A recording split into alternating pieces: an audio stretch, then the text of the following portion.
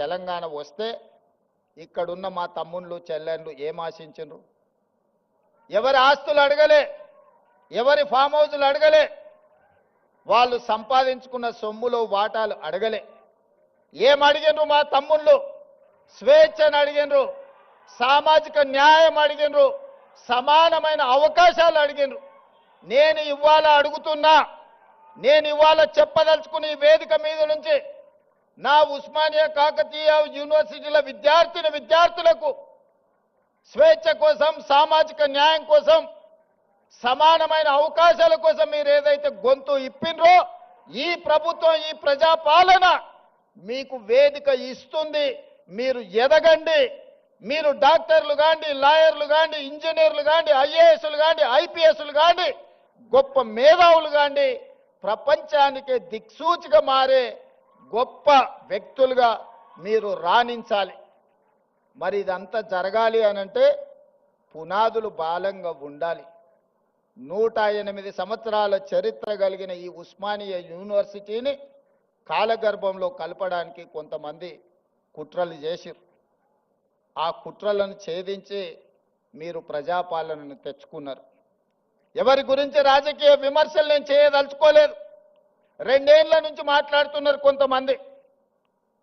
కొన్నిసార్లు నాకు అనుమానం వస్తుంది, తెలంగాణ పట్ల, ప్రభుత్వ విద్య పట్ల వీళ్లకు అవగాహన ఉన్నదా లేదా అని.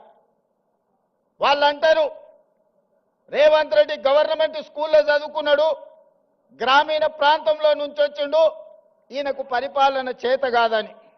ఒక్క విషయమైతే నేను చెప్పదలుచుకున్న, ఉస్మానియా ఆర్ట్స్ కళాశాల ముందు నుంచి నేను గుంటూరులో చదువుకోలేదు మిత్రులారా. నేను గుంటూరులో చదువుకోలే. గూడు పుటాని నాకు తెలియదు. నల్లమల్ల అడవుల్లో నుంచి వచ్చిన క్రూర మృగాలను చూసినను, సాధు జంతువులను చూసినను, పేదవాడి సమస్యలను చూసినను. పుట్టినప్పటి నుంచి దళితులతోని, గిరిజనులతోని, బలహీన వర్గాలతోని, మైనారిటీలతోని కలిసిమెలిసి పెరిగిన వాళ్ళ సమస్యలు చూసిన. నాకు కొత్తగా అక్కర్లేదు.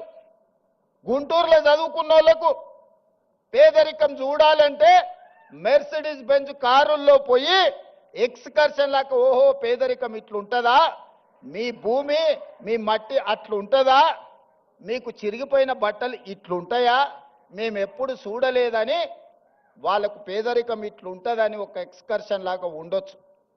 ఒకప్పుడు బ్రిటన్ ప్రైమ్ మినిస్టర్ని, ఇతర ప్రైమ్ మినిస్టర్లను ఈ రాష్ట్రానికి తెచ్చినప్పుడు మా పాలమూరు పేదరికాన్ని చూపించడానికి వాళ్ళని అక్కడికి తీసుకొచ్చేటోళ్ళు. ప్రదర్శనలో మా పేదరికాన్ని వాళ్ళ ముందర పెట్టేటోళ్ళు. చూడు మేము ఎంత వెనకబడి ఉన్నామో, మేము ఎట్లా అడుక్కొని తింటున్నామో, ఎట్లా వలసలు పోతున్నామో, మా మీద జాలి పడండి అని. ఆనాటి పాలకుల ఆలోచన అది. ఇతర దేశాలకు వెళ్ళి వచ్చినామని చెప్పుకునే వాళ్ళు మేము గుంటూరులో చదువుకున్నాం, మేము పూనాలో చదువుకున్నాం, మేము అమెరికాలో చదువుకున్నామని ఉపన్యాసాలు ఇవ్వడం ద్వారా సమాజానికి ఏం చెప్పదలుచుకున్నారో నాకు తెలియదు. కానీ నేను స్పష్టంగా గ్రామీణ ప్రాంతంలో వ్యవసాయ కుటుంబం నుంచి వచ్చిన నేను ప్రభుత్వ పాఠశాలలో నేను చదువుకున్నా, ప్రభుత్వ కళాశాలలో నేను చదువుకున్నా. నాకు భాష గొప్పగా రాకపోవచ్చు, కానీ ప్రజల యొక్క మనసును తెలుసుకునే విద్య నాకు వచ్చు. పేదవాడు ఏం అడుగుతాడు, ఏం ఆలోచన చేస్తాడు, పేదవాడు ప్రభుత్వం నుంచి ఏం ఆశిస్తాడు, ఒక చదువుకునే పిల్లవాడికి ఏమి కావాలి, ఆ పిల్లవాడు చదువుకుంటే ఈ సమాజానికి ఏ రకంగా ప్రయోజనం ఉంటుంది అనేది నాకు తెలుసు.